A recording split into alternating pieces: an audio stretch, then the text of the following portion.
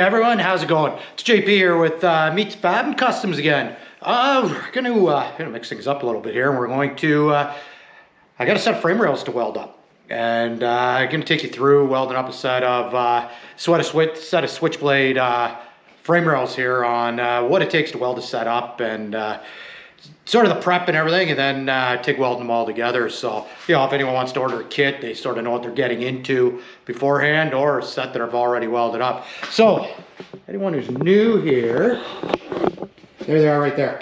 That's a set of Switchblade front rails. Right there. So you got to weld all those inserts in and everything, and top plates, and I roughly already have I got a set laid out here right there, and that's all. Just sort of go through what needs to be done. So each one of these are all machined and chamfered here, so you can get the weld in here, especially if you're going to end up MIG welding them up and grinding it all out. You want to make sure your weld's down in there.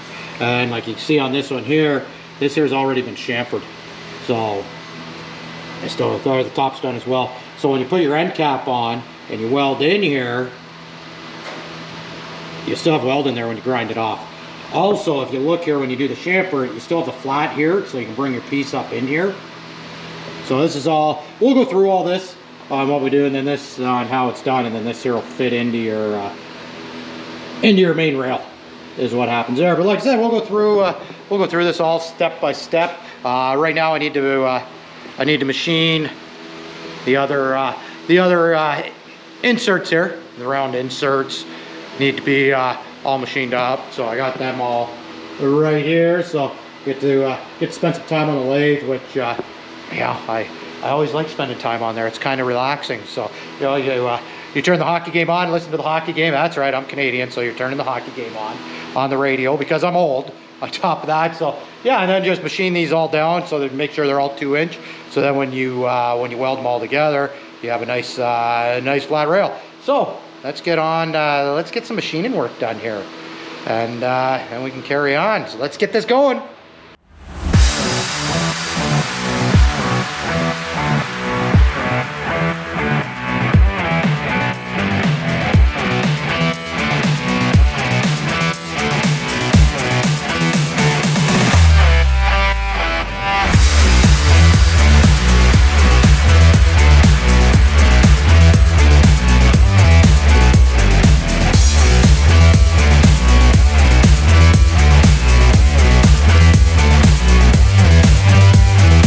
So we got all the machining here all done of all these pieces here.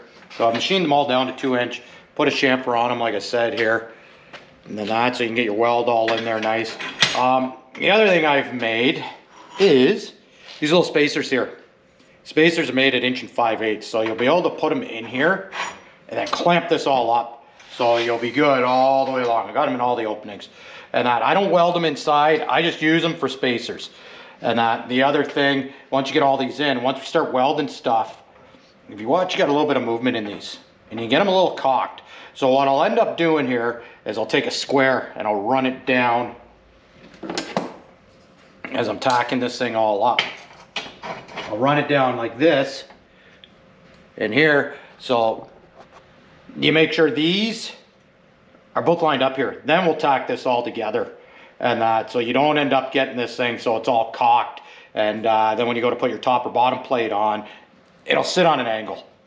So it's back to line everything up when you tack it and that. Now what I need to do here now, because you got a 2-inch cap that goes in here, is what you got going on now. So we got to measure this, and anyone who knows, you get your tape, your normal tape, and trying to measure this is a bitch because it doesn't bend nice. So we have a fix for that. Go to your nearest seamstress store or whatever and get one of these tapes. And these tapes work great for, I got 2 of them sitting there actually. I use them all the time. My mom was a seamstress, so she actually gave me one of these way back when. So it's got a little bit of sentimental value to it. But all you do then is you lay this out like this, so you can measure, and it gives you a precise measurement of what you want here. all the way along. Now you got a precise measurement. Or if you try to use a steel tape to do that. So I got 49.5. So I'll make it 50 so you have room. You can cut it off at the end. And that is what I'll end up doing. But yeah, these tapes here, when it comes to doing angles, work great.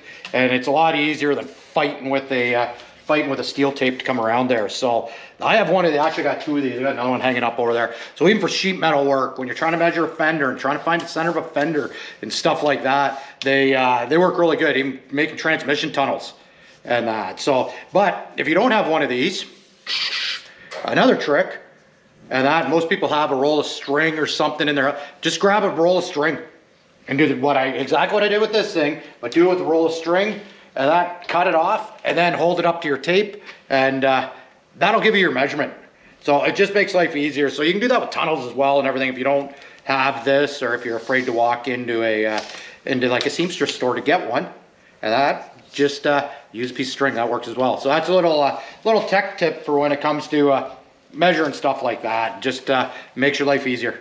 So we'll get, so over here what we got going on is just a couple pieces 2-inch flat, and so I'll get those all cut up, because I'm also gonna have to, so your top's at 50, and then pretty much whatever's left over from that 8-foot piece is gonna be your bottom, and that is what it's gonna be. So it's just a matter of measure your top, and make sure you got enough. I've already measured it. I know that 8-footer is gonna be long enough.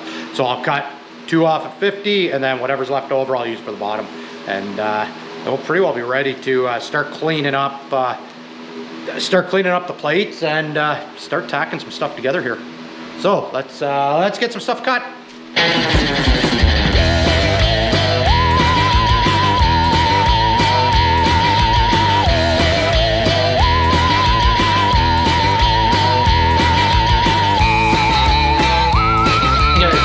Pieces machined, like I said, I pulled them all out.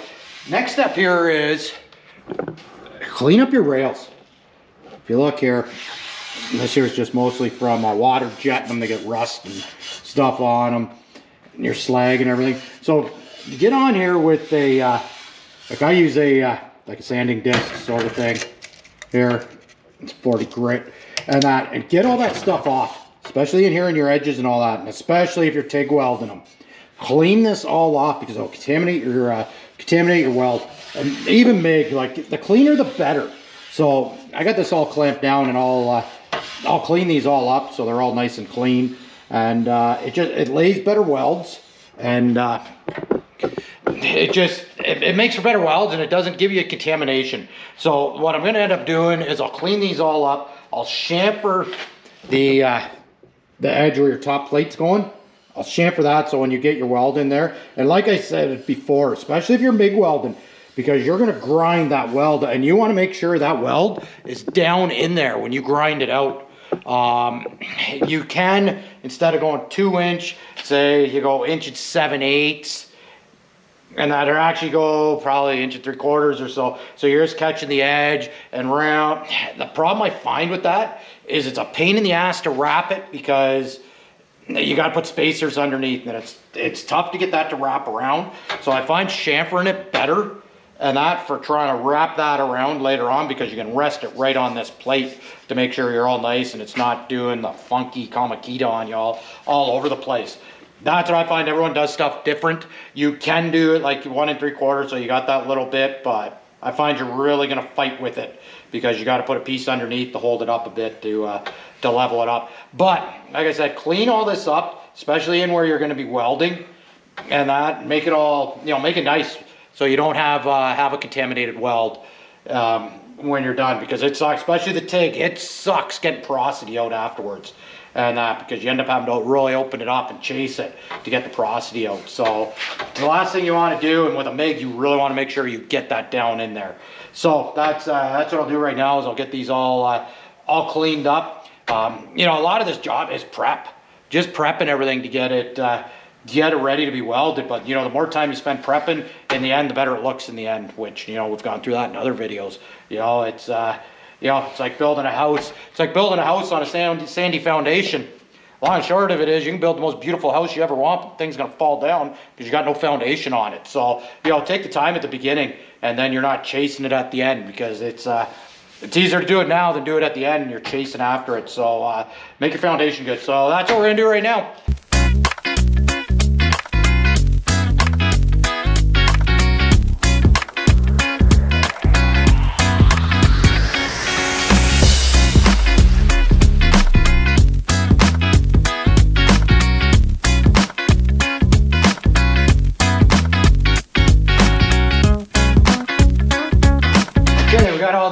Everything all cleaned up here.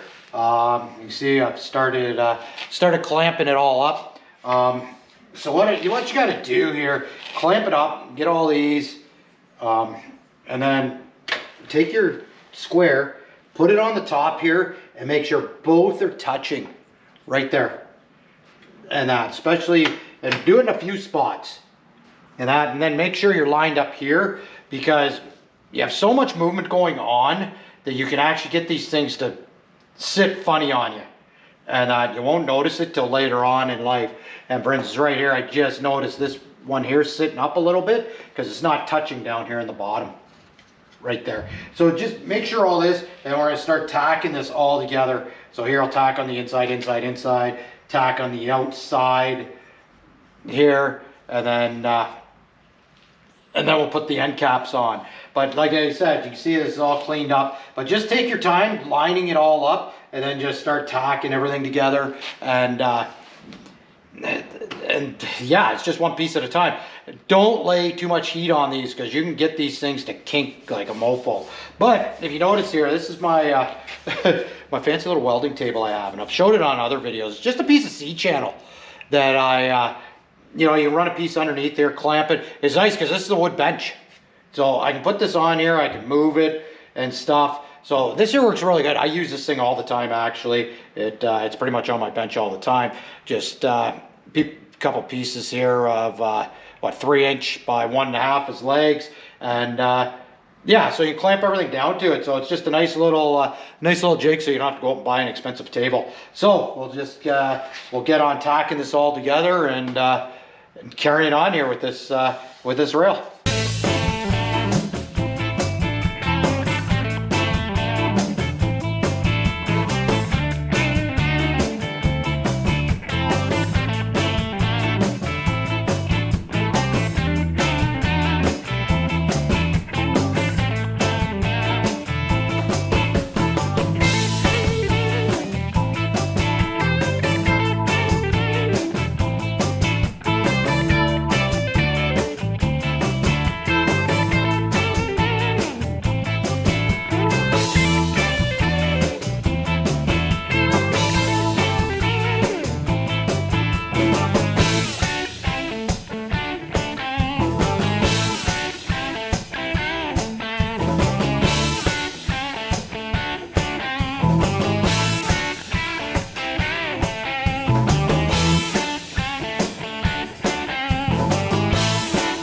Okay, so I got all the pieces here all tacked in.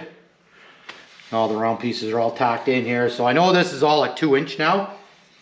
Yeah, because I had my spacers in here when I did it. So if we look here, I've put spacers in this end, and I got a spacer in that end. That's to hold these two ends so they won't collapse on me. Now what I've started to cap the top of the rail here. So if you look, there we go. It's all capping up here. So it's starting to look like a frame rail. So if we look here, it's all tacked in. And then I've got it clamped here all the way along. So if you look where I've chamfered this, now when I fill this with weld, and I'll be able to round that nice, I don't have to worry about taking any of this weld out of here. And that, so even if you MIG it, you know, you'll still have all that where it'll all round nice, and it makes it so you can clamp this together on the flat. That's where I find you run into problems. If you go smaller and you just barely catch the edge, it's hard to line it all up, I find. So what I'll do here is I'll just keep clamping all the way along here, and then I'll just tack it all up. Then we'll do the same on the bottom side at that. So when I do the bottom side, now I'll be able to clamp it all the way across and then start pulling that up. So now it's just a matter of start tacking this all the way along, and we'll be good. Well, here we are. This rail's all tacked up here, and it's just a matter of putting all the finishing welds on. So now to weld these up, you got to be really careful, because if you start laying too much heat on these things, they start twisting up really bad. So I'll clamp them down here, and I'll do a little weld, and I'll spread out all over the place. TIG welding isn't as bad as MIG. MIG will freaking pull real hard, and it's hard to get it back. But just slow and steady on these things. So like I said, this is all tacked together and ready to be welded. So I'll probably tack the other one together here and then weld them both together. So it's time consuming, takes a while, but take your time doing it. And it's a lot easier than trying to cut welds apart and twisting it back. So this here is one rail ready to be welded. So yeah, if you look down here, I'm just you can see there's a near beer there. it's the nighttime and I'm finishing up having a near beer. And heck, I remember the days when I used to be able to drink real beer, but that's a whole other story in itself. But if you look down here, we have it all nice and straight here. Your edges are still square, but once you get done welding it, those will all be rounded off and looking all pretty. So that's where we're at here. So if you notice, there you follow this all the way along, and then when you get to I need more room in here. When you get to this end, if you look here, I've just come here. I haven't wrapped this around. Reason why, if you're running a suicide tube in here, you're gonna cut this out here to 2 inch, and then that finishes this edge. If you're gonna run the cross member, you're gonna cut this back in here, put your cross member in, and then you'll make a frame horn to come off of there. So that's where I'm at right now on this. So it's right there. So you'll end up, you got this yellow, but you'll end up flap wheeling that all out and making it look all pretty like. And that's where we're at on this thing. So it's like I said, I'll get the other one all tacked up here. It's sitting there, the pieces all ready to be welded in, and then I'll sit here and weld this thing up is where we're at, and try to keep it straight, and then eventually we will end up with this set of rails here. They're going down to Alabama, this set. So it's just a set of rails for this, just a set of front rails, but eventually they are gonna look just like those ones there. Well, we got 2 Switchblades here all tacked up, ready to sit here and listen to the hockey game on the radio and weld these things up. The hardest part's welding these up without them twisting up on you. So it's going to be a little bit of welding at a time, switch them around, cool them down, and just keep welding them all up till they're all welded. But yeah, we got 2 done here. As you can see, they're looking all pretty.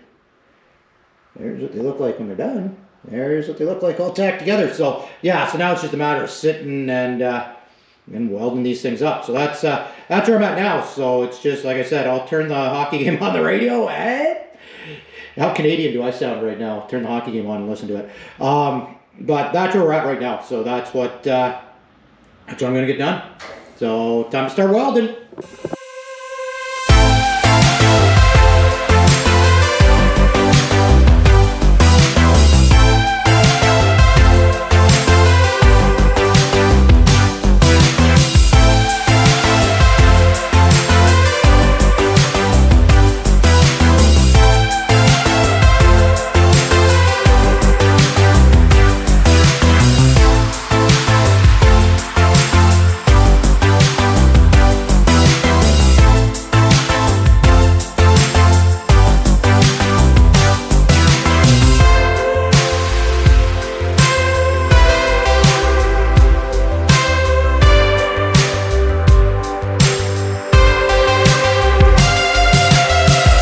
Okay, so I got the first bit of welding here done, and like I said, you can see here, I spread them out. I'm spread all over the place.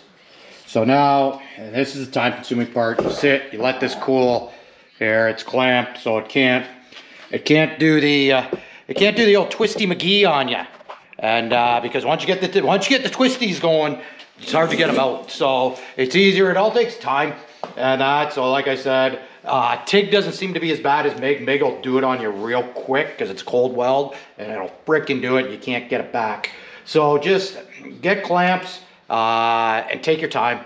And like I said, so I'll do that, then I'll grind those welds down. I'll flip this over. I'll spread, because you're going to be able to see where your welds are if you look here. So when I flip this over, I'll go in between where those welds are, and you just keep spreading it out and moving it around, grind and take your time, and then just it takes time. And then once you're done, you got a beautiful, sexy frame rail. So that's where I'm at right now. Like I said, I got the hockey game on the radio, and you just take your time at doing it, and it's actually pretty relaxing, to be honest with you. So that's where we're at. I'll carry on here with welding, and then by TV magic, all of a sudden it'll all be welded together. It'll be amazing. So I'll keep welding here. Stay tuned for a finished product.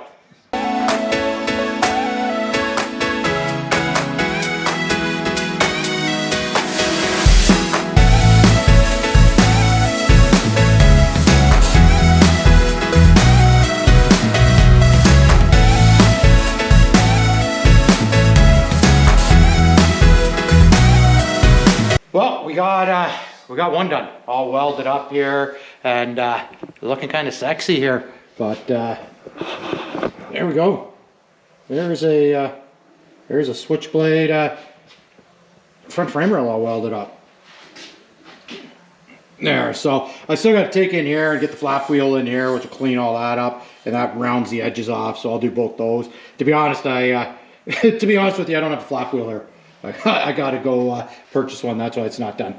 But then, like I said, up here with this rounded piece, so what you'll end up doing is putting a piece of 2-inch pipe in here, which then will finish that off, or you'll put your cross member here, and that if you're going spring under. So that's what they look like there when they're all welded up. So like I said, it's a matter of taking your time welding it, and that way you don't end up like, if you look down here, this thing's still straight. It hasn't done the old Twisty McGee on me, but it also, you got to take your time welding them, and it's not something where you're just going to run 8 beads or whatever down there, because you'll twist them all up. You're taking your time. So if I'm set up and doing a bunch of them, I'll set it up so I got a couple stations where I got them clamped, and I'll just keep going back and forth, back and forth, back and forth, let them cool, grind, flip them over, same thing, and repeat. And that way you don't end up with the old twister going on, because once you twist them, it's a bitch to get that twist out. And I'm speaking from experience. I've had to cut a set apart, and it freaking sucks to do that. But if you're interested in purchasing a kit or a complete weld together front piece, message me on here, and we can get together, and I can send you pricing and that on them, and order set up. They fit Model A32. You can put them on anything. So, but that's pretty much what it takes to weld them together. So if you like this video, share it, subscribe, all that good stuff, and we'll do more of them, and we'll get out there and build some cool stuff. But you guys get out there, build some cool stuff. It's winter. We got a snowstorm going on here right now. So welcome to Edmonton. And but get out there, build something cool, and enjoy life. Don't forget to subscribe and like. Talk to you. Bye.